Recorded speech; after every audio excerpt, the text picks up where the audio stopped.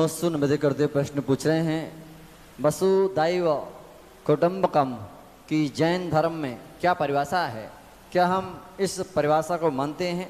अगर हम मानते हैं तो किसी अन्य धर्म के शाकाहारी व्यक्ति से महाराष्ट्री आहार क्यों नहीं लेते? कृपया समाधान कीजिए। देखिए, वसुदेव कुटुंबकम का जो सूत्र है, ये जैन दर्शन में नहीं आया। इस सूत्र का विरोध नहीं है, लेकिन आपका प्रश्न है कि जैन दर्शन का सूत्र है कि नहीं। ये जैन दर्शन में इस सूत्र के बारे में कोई व्याख्या नहीं आई है। जैसे अहिंसा परमो धर्मा, इस सूत्र की व्याख्या जैन दर्शन में भी आई है और वैष्णव दर्शन में भी आई है। वहाँ गीता जी में लिखा है अहिंसा परमो धर्मा, और जैन दर्शन में ज्ञानार्णव ग्रंथ में लिखा है कि अहिंसा परमो धर्मा। तो ये वसुदेव कुटुंबकम का जो सूत्र है जैन दर्शन का नहीं है। बाकी उस सूत्र का जैन दर्शन से कोई विरोध नहीं है।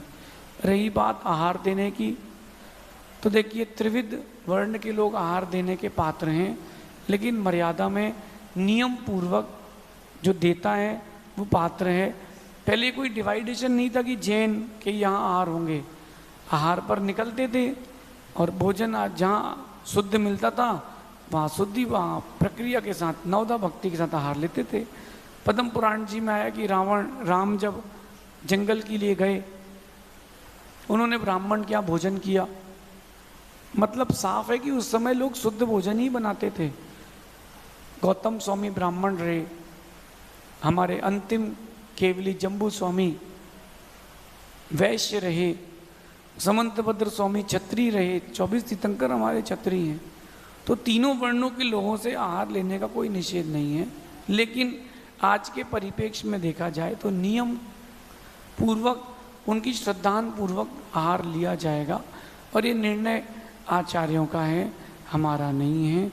तीसरी बात, अष्टमूल गुण को जो धारण कर सकता है वो आहार आदि देने का, देशना आदि सुनने का पात्र है, ऐसा भी आचार्यों ने कहा है।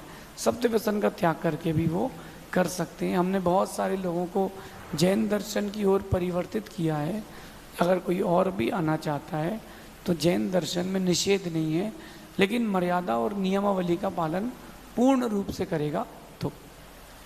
इंदौर से दीपिका जैन नमोस्तु निवेदन करते हुए प्रश्न पूछ रही हैं, कोई इंसान हमें गलत समझता है या गलत समझ रहा है, वो हमसे अच्छा व्यवहार नहीं करता, बोलना बंद करता है, तो ऐसी स्थिति में हमें क्या करना चाहिए? कृपया समाधान कीजिए।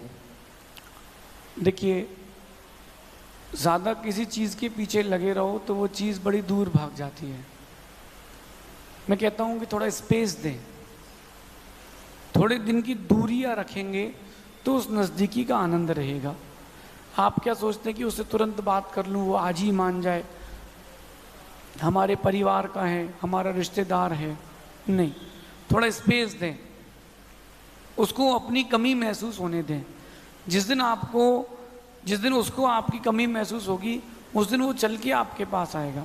माना कि हो सकता है वो गलत समझ रहा हो, लेकिन इस प्रक्रिया के लिए बहुत धैर्य रखना पड़ेगा।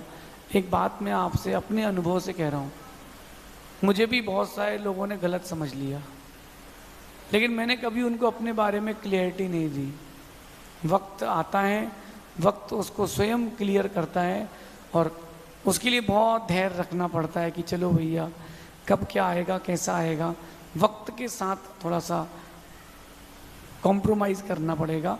लेकिन थोड़ा स्पेस दें, दूरी बना लें, तो आपके विकल्पों में राहत मिलेगी, ऐसा समझिए।